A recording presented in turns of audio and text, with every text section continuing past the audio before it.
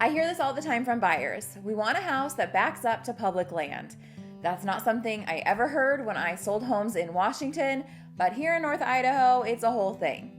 So today, we are going to talk about why that is, what kinds of land we are talking about, and what it really means if your property borders special land. So what is special land? On our multiple listing service system, there's actually a search box labeled special land. When I check that box, I can find properties that sit next to things like greenbelt or shared open space, forest land or Bureau of Land Management land, state endowment land, or even private timberland.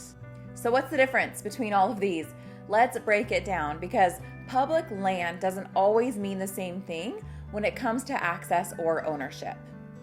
First, let's talk about Idaho Endowment Lands. When Idaho became a state in 1890, it was granted over 3.5 million acres of land to help fund public institutions, mainly our public schools.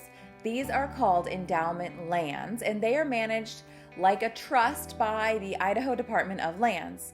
Today, these lands generate millions of dollars a year for Idaho's schools and other state institutions.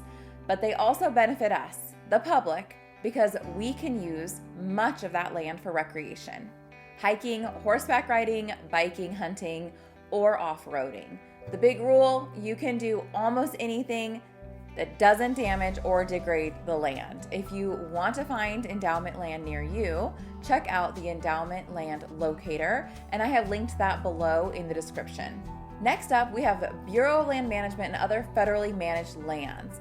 The Bureau of Land Management oversees nearly 12 million acres across Idaho, which is about 22% of the entire state. These lands are managed for recreation, wildlife, timber, grazing, and a whole lot more. Across Idaho, there are more than 400 miles of nationally designated trails for hiking, biking, horseback riding, and off-highway vehicles. Here in North Idaho, some local favorites include Blackwell Island Recreation Site, which is great for boating, Ross Point Recreation Area in Post Falls, Cougar Bay Wildlife Trail, Blue Creek Bay Trailhead, Mineral Ridge Trail, and Beauty Bay Recreation Site.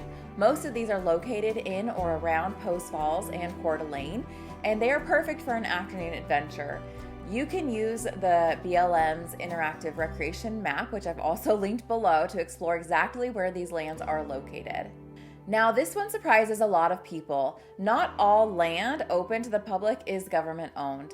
Thanks to the Large Tracts program, some private timber companies allow public access to their working forest lands.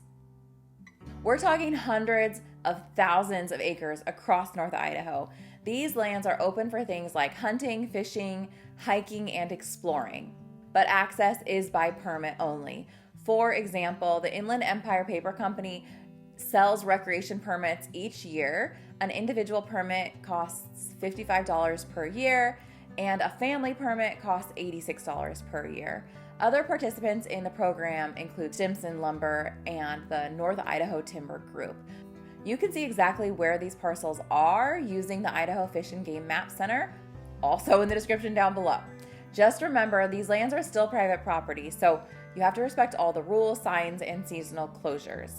Whether you are a buyer who wants to live near public land or just someone who loves the outdoors, it's worth knowing the difference between state, federal, and private timberlands, because what you can do on each of them varies quite a bit.